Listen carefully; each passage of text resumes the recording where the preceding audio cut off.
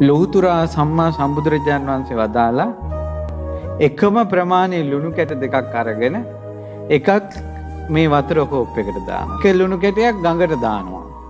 දැන් කොයි මේ වතුර ටිකද ලුණු රහ වෙන්නේ? කෝපේ වතුර ටිකද ගඟේ වතුර ටිකද? කෝපේ වතුර ටික. හේතුව කෝපේ වතුර චුට්ටයි.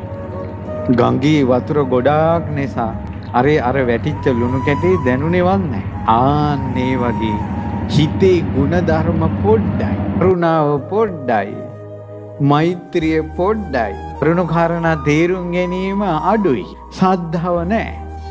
අන්සාර දුකෙන් නිදහස් වෙන අදහසක් නැහැ. සසරේ භයානකම තේරෙන්නේ නැහැ.